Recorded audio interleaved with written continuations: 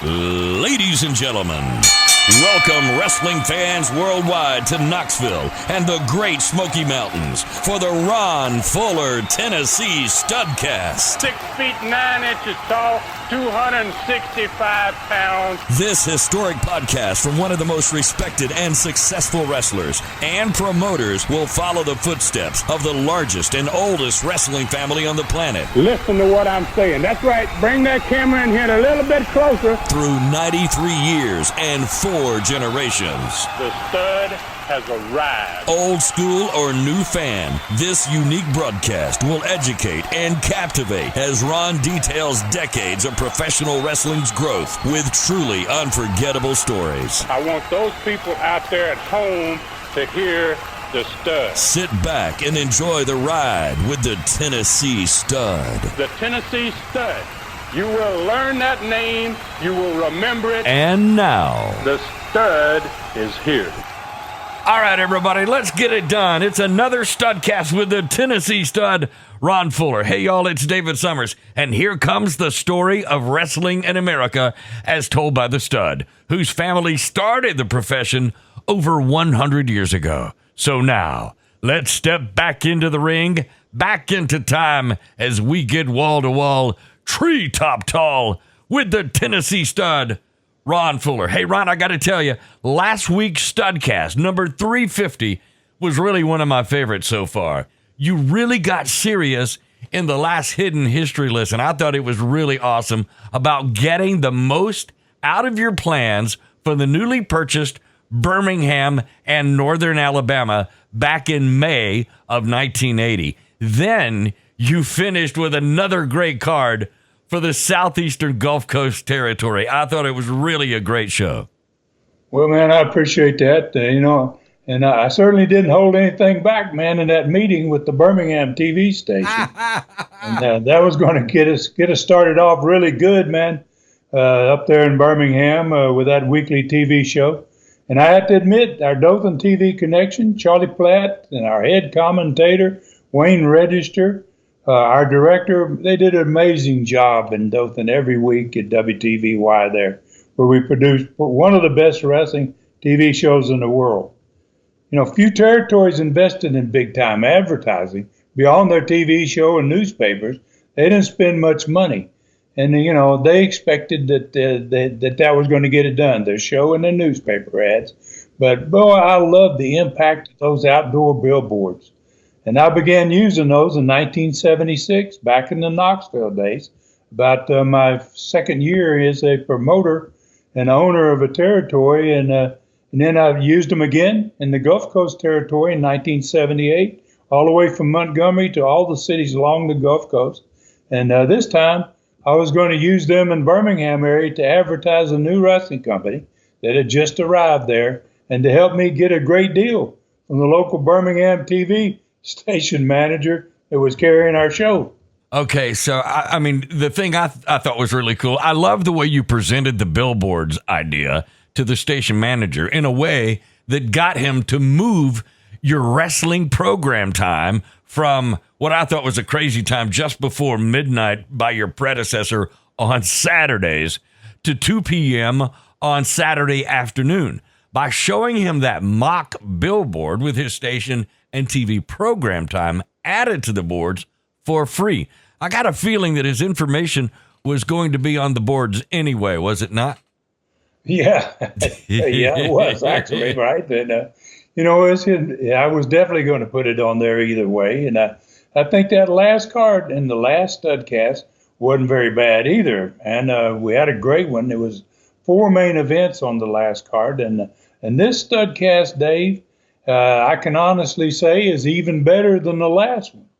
In fact, it's one of the few cards in any of my companies that I owned in wrestling that had 5 main events and 7 total matches. And one of those was a true superstar that had never been seen in the territory before. All right, I think about the only thing that we have not touched on coming up today is the hidden history lesson in this Studcast. I doubt many owners of territories ever talked about this hidden history subject with any fans, much less all of them, which is what I think you're intending to do here today. Am I right, sir? Yes, that's correct, man. This should be very interesting. I'm going to talk about the different relationships between wrestling companies that I personally experienced in my 14 years as a wrestling company owner. Those people that I could work with and those that I couldn't. And obviously, it's going to be focused on mostly Southern companies because there's no reason to expect me to get help from owners in far parts of the country. Just the territories near you, the guys that would likely work with you. And so I was really lucky to have a great group of those. One of the things that really happened to me, helped me personally with my 4 wrestling companies, was the fact I already had worked for so many different territories in the South before I started my first Southeastern company, my first actual wrestling company in 1974. At that point, I had already worked in Georgia, Florida, I'd worked in Memphis, I'd worked in St. Louis, and I had a personal relationship with the owner of the Mid-South Territory, which is just west of me, with Bill Watts. So let's begin this discussion with the first territory I dealt with after opening Southeastern. That would have been in the fall of 1974. It was the closest territory to Knoxville. My grandfather owned half of it, as a matter of fact, and his partner was Nick Goulas. And that was the Mid-American Territory and was located in Nashville, Tennessee. And my first experience with them was not a good one, I'd have to say. I bought Knoxville from John Kazana, but he never told me when we were discussing how everything worked that he was paying the Mid-American Territory 10% of his gross gate for supplying most of the talent for his 2 towns that he ran. He ran just 2 towns a week, basically on Friday in Knoxville, Saturday in a real close town, some little small town close to Knoxville. So then, on Saturday, just about the only talent he personally had that wrestled for him, just him, and not basically for the territory in Nashville, just west of him, was Don Wright and Ron Wright and Whitey Caldwell. And Whitey Caldwell was a great star for him there. And he had died in a car accident just about a year before I came to Knoxville. Never got to meet him. Wow. But I would have not had a near as big a problem with this 10%, if I'd been told about it before I bought the territory. I might not have bought the territory had I realized that was the way things were going to be. And, then I found out that, the wrestlers that were promised by Nick Goulas from the Nashville office to wrestle on Friday nights in Knoxville, many times didn't even show up at all. And I was paying 10% of the gate for that. Wow. That wasn't quite right. I mean, I wasn't getting all my talent from them. I'm giving them 10% of my crowd, my gate. And so that's where, I found out John Kazana, he dealt with that for years. But I wasn't a John Kazana. I didn't want to deal with this. So yeah. So it was like the kiss of death for a new territory. It meant like every card for Southeastern that we're going to be advertising for Southeastern, every show, it started having at least 2 or 3 guys that didn't show up, and someone else would be sent to take their place. And that was called having a substitute, man. And that was a definite no-no if you were in the wrestling business. And to make it even worse, many times those substitutes were guys booked in the main event. So I knew if that continued, I was never going to be successful there. Wow. Okay. All right. I'm pretty sure it is, but this is the same Nick Goulas that you had that argument with in the Huntsville, Alabama dressing room 3 years before you bought Knoxville, and the same man you purchased Birmingham from in the last Studcast. How did you handle this? Well, that's him. That's the same Nick Goulas. And so after the first 6 weeks in Knoxville, it had happened every week, I called Nick, and I knew he was responsible for getting the guys to the shows and for booking them out. Roy didn't handle that part of it. And so, I told him what was going on, and I told him very plainly, I said, I'm not going to pay any more booking fees. If I don't get every man that you say is going to be on that card to show up there to wrestle for me, I'm not going to pay booking anymore.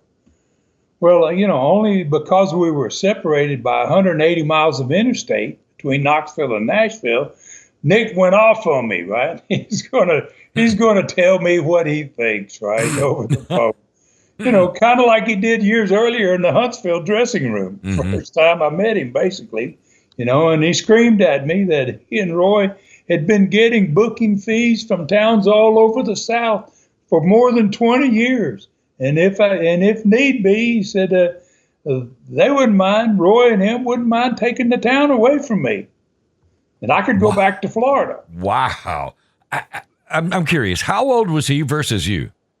Oh, he was old enough to be my dad. He was about my father's age. Yeah, and he was in his 40s. And he had dealt with your grandfather, Roy, over the years. Yes, yeah. He'd been partners with Roy for 20 years or so. Wow. That's crazy. So he really said that to you. What did you say? Well, I started to get in my car, man, and drive to Nashville. But then I turned around and I got to the edge of town, because I was afraid when I got there of what I might do to him, right? If he were to go off on me again, I didn't know what I was going. I was going to have to maybe slap his jaws or something, So I went back home and I called my granddad, and Roy was a totally different type of guy than Nick, and he basically heard it all, man. And he was very calm. He wasn't like Nick. He didn't scream. He wasn't that type of person. He didn't have to. He had a lot more respect than Nick had when it came to working with wrestlers. Mm-hmm. And he told me, he said, well, kid, I'm going to look into it. And he says, I'll get back to you. Mm-hmm. So 2 days later, he called up and he said, Ron, we're not going to charge you any booking fee anymore. You don't have to pay booking fee anymore. Mm. But he says, that's going to be a little difficult for you now, because now you're going to have to get all your own wrestlers from here on out. Wow. So within days, though, and that was a big deal, man. I mean, I had one town I was just going to run 2 days a week for a while. And now all of a sudden, I got to get my whole crew.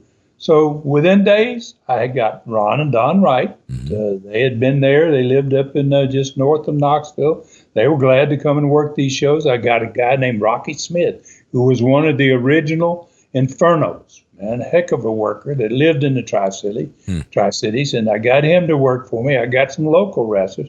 I also got a commitment from Dale Lewis. I got Danny Hodge. I got a young Dutch Mantell and a guy from England, Dutch's partner, named John Foley. And they worked out of the office in Nashville, but they also worked for me every Friday and Saturday night. Mm. So at just 26 years of age, I was also booking my own shows and basically headed for success. You know what? Over time, we've all known someone like your grandfather, Roy, someone who never had to raise their voice. And it was because the respect was expected. I mean, that's a great story. So tell us about some of the other territory experiences along that time. Okay, about 4 months after I put together my first crew, I was dying, man, to get into the Knoxville Coliseum, to do a show in the Coliseum. The Coliseum had never had a wrestling match in it before. And I knew that for me to be successful in the future, I didn't want to stay out there in Chilhowie Park, in that small building and outside, and it may rain on you in the summertime. Wrestling had always been there. And for whatever reason, John Kazana never wanted to try the Coliseum. So I called up Eddie Graham, who was the major stockholder of the Florida Territory. And it's where I'd cut my teeth as a promoter, working for them. I used to run West Palm for them and some spot shows. And I asked if he could send me a wrestler for my first Knoxville Coliseum show. And he sent me 5 wrestlers. And not only that, but of the 5, he and his son came. And they wrestled Dutch Mantell and John Foley, who were my Southeastern tag champions. He sent his booker with him. They came too. Cowboy Bill Watts wrestled me for the Southeastern Championship. He sent Tony Charles and Kevin Sullivan. Wow. And they had two great matches on that card, that first Coliseum card. And it was the first example of what I always got from the Florida Territory. Whenever I asked for something, they were just bend over to work with me. And in return, since I had been a big star down there, I went and worked 4 shows in 4 different Florida cities for Eddie in the coming months after we did that event. Wow. So many of us remember and really watched Kevin Sullivan mature. Do you remember how old Kevin Sullivan was then? Kevin Sullivan was probably about 23, 23 years old. Wow. You know, he was really, really young. Wow. Very, very young. But was he as gifted as he was young? Oh, my. He had it from the very beginning. He's like one of those guys that was destined to be a star. Wow. You know, some guys had it and some guys never could get it. Yeah. But Kevin always had it. He was good right from the get-go. You could just see it in him. Yeah. Right. All right. So it sounds like a totally different experience than your Nashville one. Yeah. All right. So who else helped you get started? Well, my next help came from one of the greatest promoters and owners in the sports history, really, man. And he was just across the Smoky Mountains from me in the Mid-Atlantic Territory, and that was Jim Crockett Sr. And I asked Sr. if he could help me for my second Coliseum show. And could he send me somebody for that show? Because his television overlapped with mine, and people in Tennessee got to see some of his North Carolina talent. And he sent me Ric Flair and a bodybuilder named Ken Patera. And they had a fantastic match for me on that second card in the Coliseum. Cool. My third Coliseum show, which was at this point in my second year in Knoxville, I called Sam Muchnick in St. Louis. And I asked if he could send me someone for that show, for the third Coliseum show.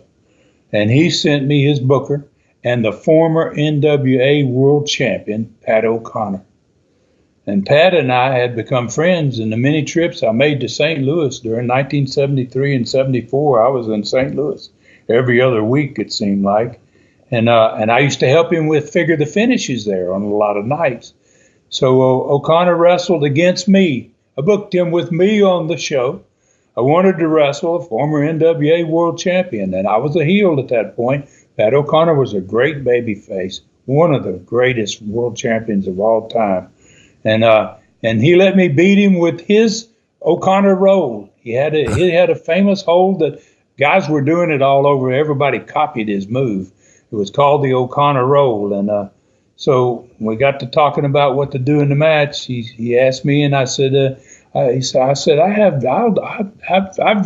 taken your move and added something to it, Pat. I said, I want to reverse your O'Connor roll. And he said, what are you talking about, kid?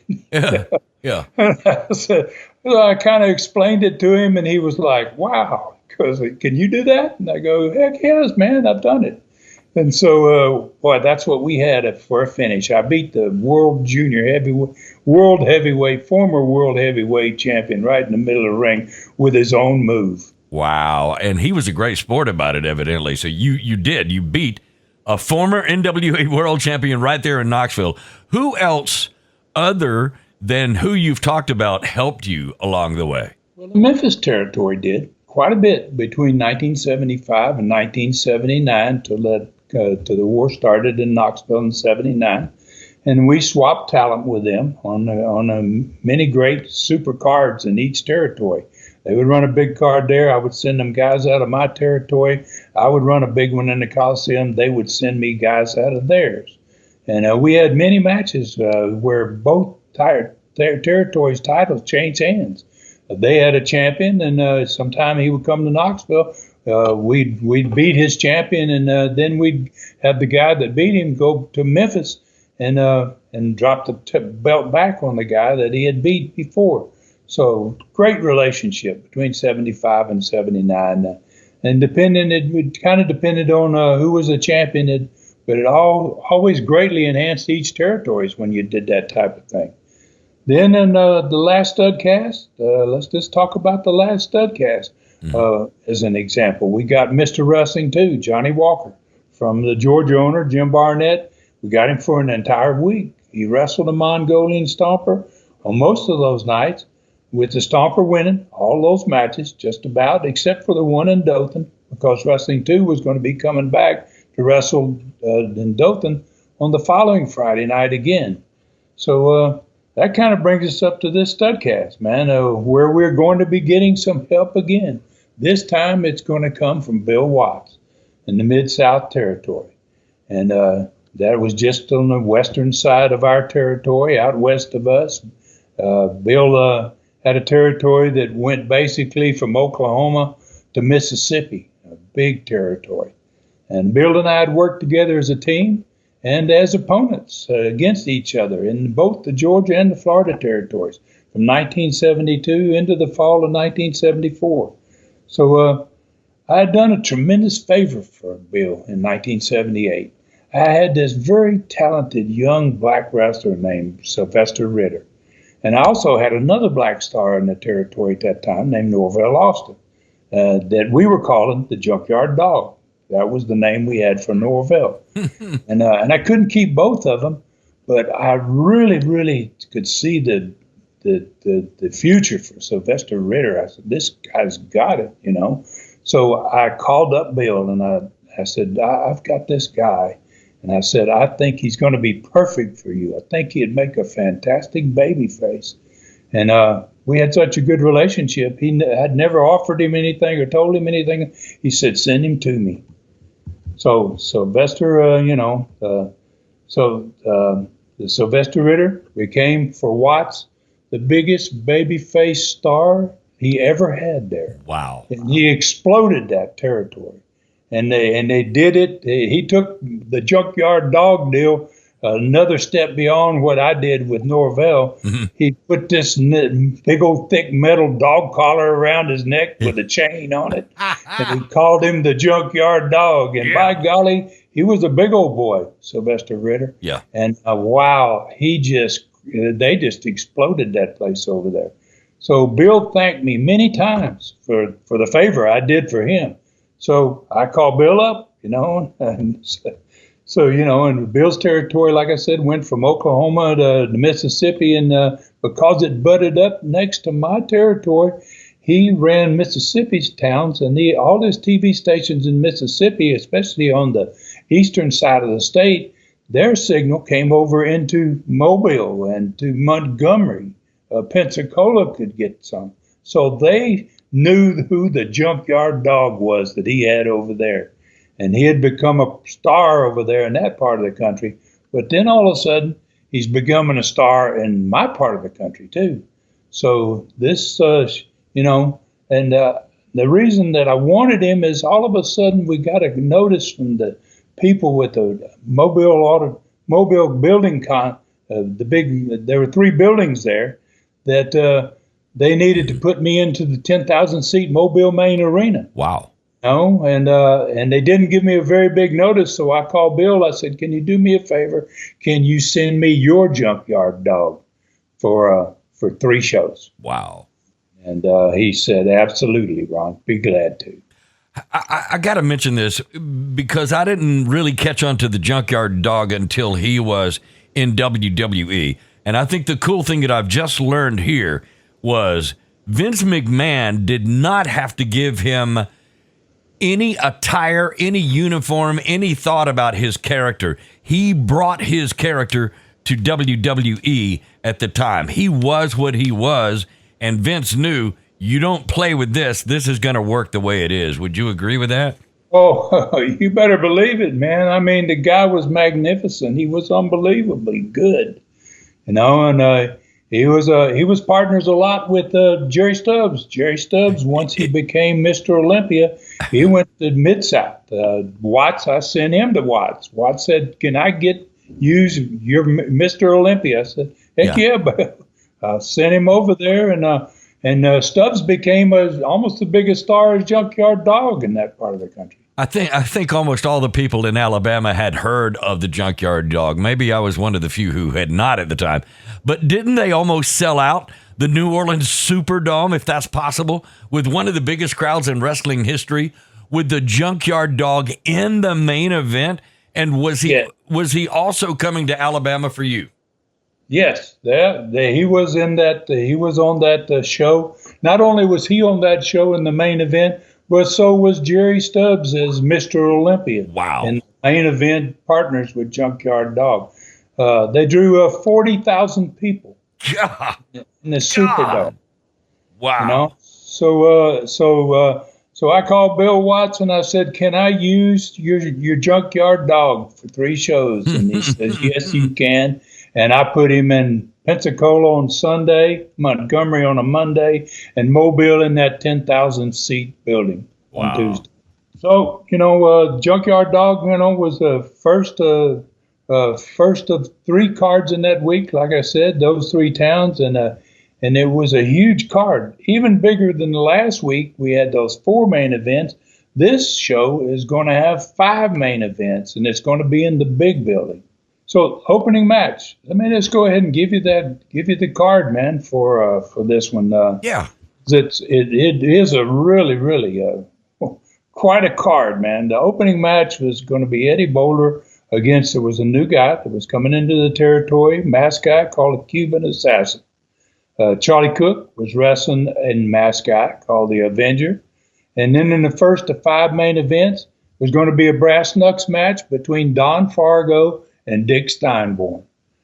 Second main event was United States Junior Championship match with champion Tony Charles against Norvell Austin, the man who had held that belt. 5 weeks earlier, Norvell had beaten Tony Charles for his belt, and then Tony got it back. The third main event was for the Southeastern Tag Championship. It was a no disqualification match. It was Rob and I defending against our tag belts against Dr. Bill Irwin and Randy Rose, managed by the Big C.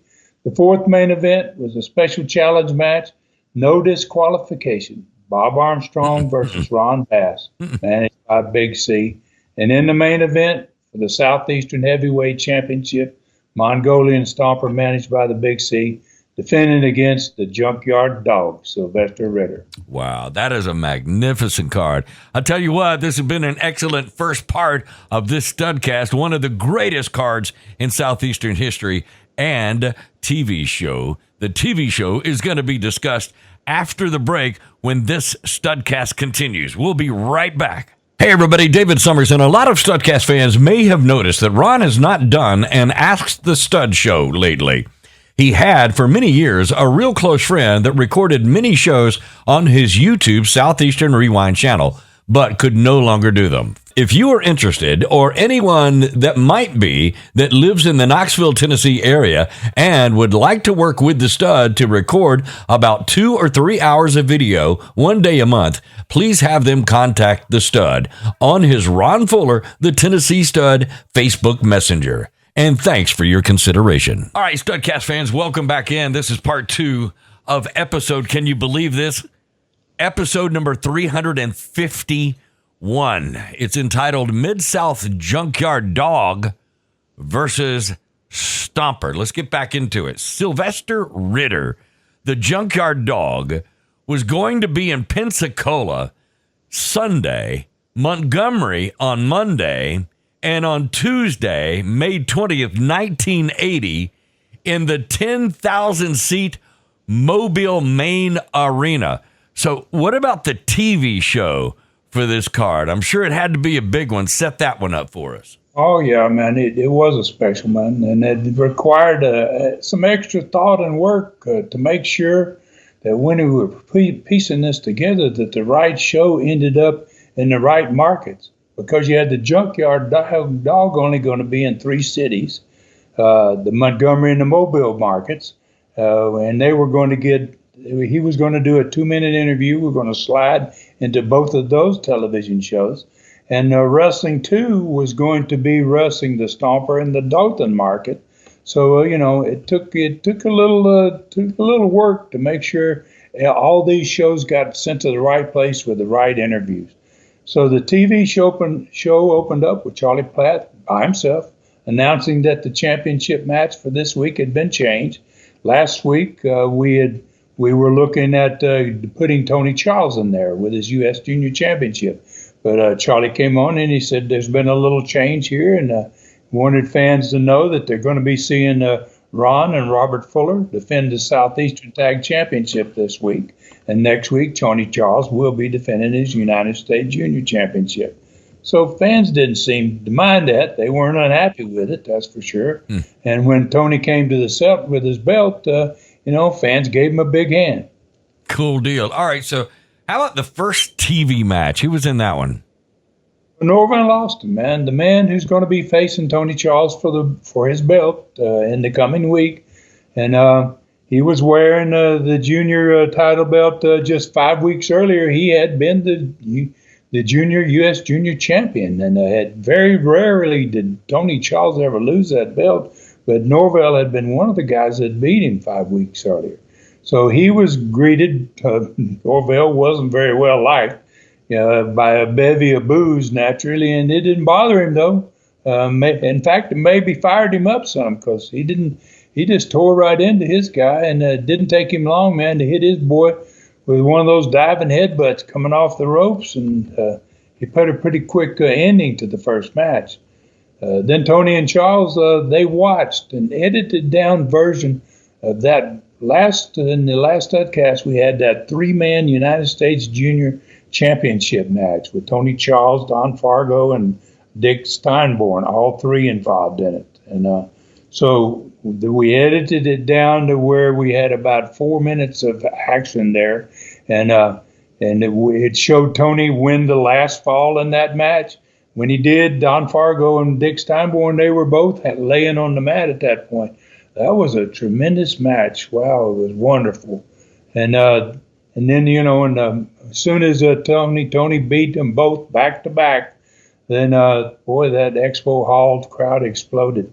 And Tony got handed his belt in the video. And then all of a sudden, Norvell, who had won about before this video started, the match before that, he just came straight to the set. He was going to confront Tony Charles. And so he was shouting at Charlie Platt, he said, you're incorrect at the beginning of the show here, Charlie Platt.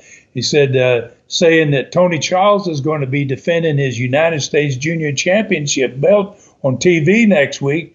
He said, because, Tony Charles is no longer going to be the champion next Saturday, and it's going to be me that's defending the belt.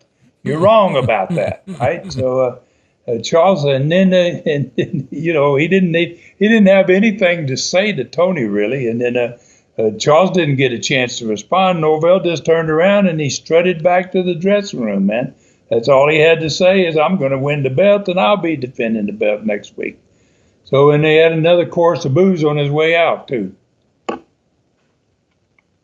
Okay, so how about the second TV match? Well, Don Fargo was in this one. It was one of the wrestlers that had been in that video, the Tony Charles video that he and Charlie had just watched in the first segment. And Fargo's next opponent, Dick Steinborn, he joined Charlie at the set. And Fargo had his fist taped, man, because it was going to be a brass knucks match against Steinborn all around the territory that week.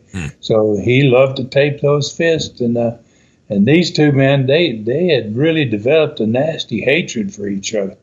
They did not like each other, Steinborn and Fargo. And during the match, Fargo spent more time focusing on Steinborn over at the set than his opponent that was in the ring. But it didn't keep him from knocking out his opponent before it was over. He popped him with a taped fist and hit him a couple of shots, and he just I think he sat down on him with his rear end, actually, to get the 1, 2, 3 count.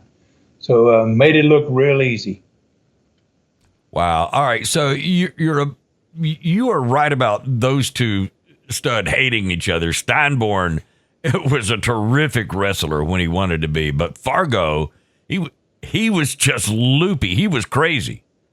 That's a fact, Dave. No doubt about that. In fact, I got a little short story here I'm going to sort of throw in here, Dave, about about Fargo. One of the nights when back in this time frame, same time frame, I was coming out of Dothan on a Friday night on my way back to Pensacola. I was driving in the Florida Panhandle on Interstate 10, and I was doing about 70 miles an hour, and suddenly I got passed, man, by a car full of heels, going about 100 miles an hour. They just zoomed past me, blew the horn because they really recognized it was my car. Yeah. And once they got even with me and were passing me, I looked over, and Don Fargo was laying on his stomach on the hood of the car, and holding on by the front windshield where the windshield wipers were. And the car was swerving back and forth, and Fargo's legs were swinging off of one side of the car and onto the other side of the car, 100 miles an hour. I was like, what are they doing? Wow. All right. So that, what are they? What were they doing? I mean, trying to kill him or what? I don't know, man. I mean, they were just a car full of crazy heels, man, looking for something crazy to do. I mean, they probably did that every time they went home. I don't know. And only Fargo would have been dumb enough to get on the front of the hood, though, and hang on. So, wow. So, anyway, let's get back to the personality profile. That's what's coming up on this TV show. And Bob Armstrong was on the profile, and he had this TV trophy that he had won last week from the Stomper with him, and Charlie and him they weren't speaking. Charlie wasn't talking to the Big C at this point, and they had been going through a little nasty period between the two of them, and so we were going to cut away in this personality profile to the Big C and Ron Bass and the Stomper, actually, too. So because Charlie didn't want the Big C on the set with him, that's kind of the way we had to do it. And so Bob watched the video of the first match ever between him and Ron Bass. And man, it was a really nasty match. It was a really bloody match. And both of them ended up getting disqualified. And they were going to be coming back against each other again in this big show the coming week. And so this time, match was going to be a no disqualification. And both of them got disqualified the week before.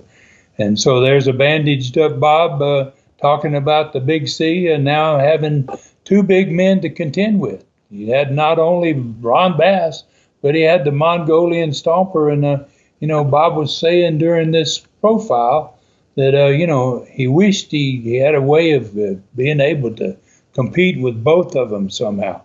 And I get an idea while this profile was on, I remember thinking back that, Bob needs some help, right? I mean, he's got two big guys here he's dealing with. So we'll kind of talk about that probably in next week's Studcast.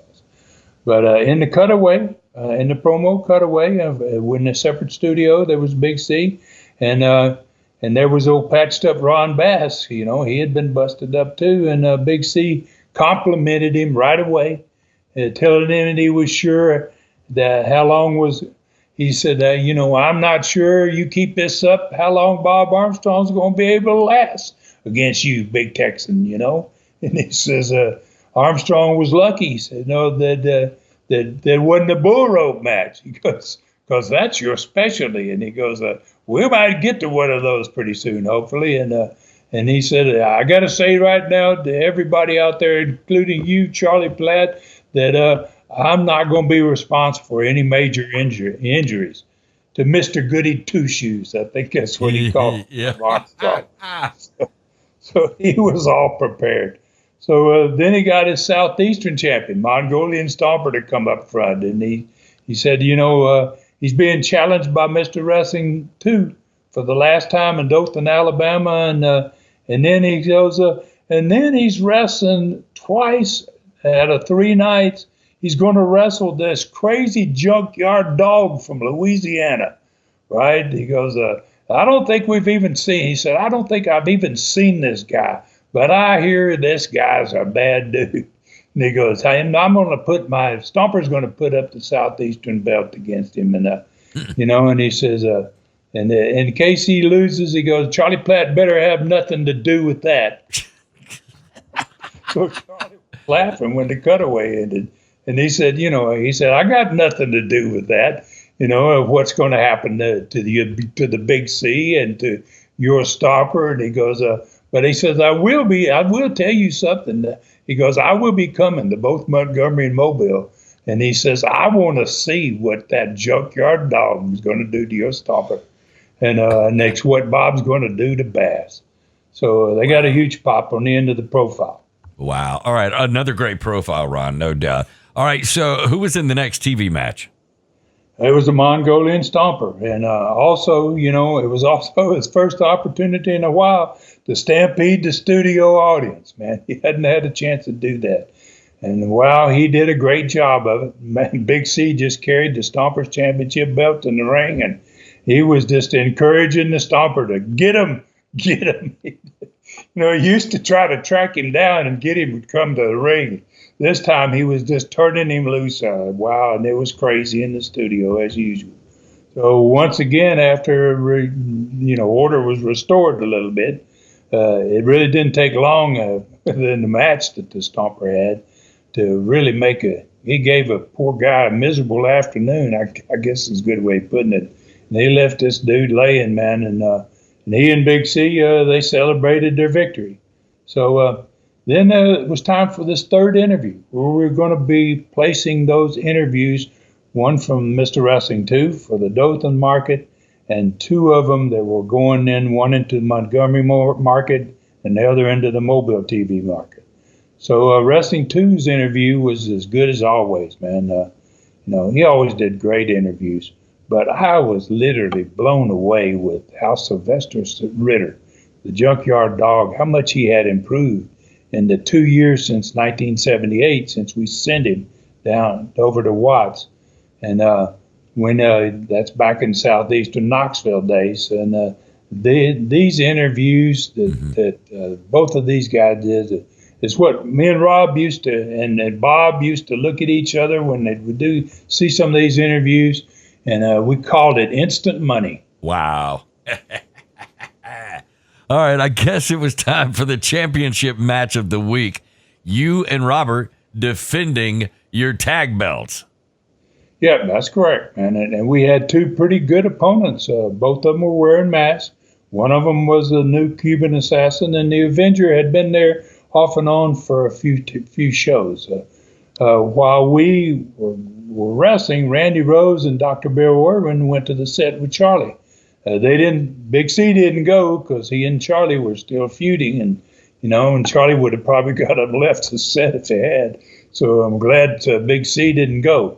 And Rose and Irwin, they spent their time at the set predicting the big victory they were going to get over me and Rob in the coming week. No DQ match, that's what they'd been wanting. And so our TV opponents sure didn't get a victory, I can tell you that. We were able to put the leg locks on both of them at the same time to end the match. And we got a big standing ovation. And as soon as we put those leg locks on those guys, we end up on our backs doing those holds, and they were giving up. Well, Rose and Irwin, man, they just left the set. They charged the ring, man. They were going to try to get us while we were down on our backs. We were able both to get up, and we invited them to come on into the ring, man. And that studio was going crazy. They were thinking that they were, and they were thinking they were too. Big C came out and took them to the dressing room. It sounds like another great one to me. The upcoming card alone was going to be something really special. So how did the big matches go the following week? Eddie Boulder beat the newcomer, called the Cuban Assassin. Charlie Cook got a win over the other masked guy, the Avenger. Then in the first of 5 events, the Brass Knucks match with Don Fargo facing Dick Steinborn. Dick Steinborn got a victory over Don Fargo. Fargo's type of match. Pretty amazed at that one. Next event was for the United States Junior Heavyweight Championship.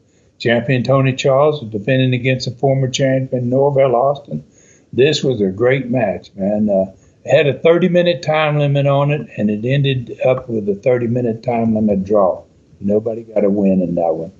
Next main event was the no disqualification match, the second meeting of Bob Armstrong and Ron Bass, managed by the Big C. And again, this ended up with both of them bleeding, and again, no winner. So they were going to be coming back the following week. We're going to put them in a best 2 out of 3 falls match, thinking maybe that it wouldn't be as bloody and as violent because they'd get a little more wrestling. But we'll have to see about that match next week. Then the fourth match was for the Southeastern Tag Team Championship with Rob and I. We were defending for the second time against Dr. Bill Irwin and Randy Rose, managed by the Big C. This one was a no disqualification match. And the Big C got nowhere near Bob Armstrong in that match right before ours, but he made up for it in our match. Rose and I were going at it, and the referee was over with us, and I saw Robert put Irwin in the Fuller leg lock in the middle of the ring. And basically, but I'm busy with Rose, and the referee's still there with me and Rose, and so I'm trying to just not pay too much attention to what goes on from there. So I figured this match is over, man. Rob's got him in a toehold. This one's done. But the Big C came just into the ring, but real slow like. He just walked over real slowly. Rob didn't see him. Rob's cranking the leg. He's not paying any attention. Big C loaded up the glove. Referee saw him. He went over and he tried to stop him, but it's a no DQ match. So he just pulled away from the referee. Boy, he got right over Rob, and he just dropped down on his knees and popped him in the forehead with that loaded glove. And wow, that was the end of it. And then he calmly got up, left the ring, walked out of the ring. The referee didn't have any choice. Irwin rolled over there, he covered him, and what's he going to do? He had to count him out. So it was the second time in 3 weeks the Big C had done that to Rob. And it was the second time that it cost us the belts. And so it was the first Southeastern Championship, though, for Bill Irwin and Randy Rose. Last match of the night was the Superstar, Junkyard Dog, taking on the Southeastern champion, Mongolian Stomper by Big C. That building was wow. Well, they tore the building down in Montgomery, and they raised the roof on that 10,000-seater in Mobile the next night. I mean, Junkyard Dog got disqualified. He got his hands on Big C, flung him over into the ring, and he started putting a whipping on that boy. And, Stomper too. Well, he got disqualified. Junkyard Dog got disqualified, didn't win the championship, but it was still a spectacular match. Wow. All right, a really great night for the fans. In not just Montgomery and Mobile, but also Pensacola, Florida, where the Junkyard Dog started his 3-day run through Southeastern. How about the attendances in those 3 cities and in Dothan, Alabama? I'm going to take it a little step further than what we normally do because this is such a big week. So I'm going to change up this. I'm going to give us the attendances for all 6 cities that week. Okay, we'll start with Pensacola, where the dog was too, and Pensacola, that building sold out. We turned people away in all our buildings that week. We didn't have big enough buildings. Pensacola had 5,200 in its building. Montgomery had all-time record 5,300 in the Civic Center there. Mobile sold out, 10,200 fans in the main arena. Panama City on Thursday had 3,100 people. Dothan on Friday with Mr. Wrestling 2 returning, take on the Stomper. They had a turn-away crowd too, 5,400. And on Saturday night, we ran in Oxford, Alabama, in the nice little building over there, and they had 3,000. So, it was a new Southeastern record for Southeastern, either company. When we were in Tennessee or in Gulf Coast, we did 32,700 fans in 6 nights. That is pretty amazing. Almost 33,000 in 6 nights. That had to be getting close to some of the biggest territories in the world.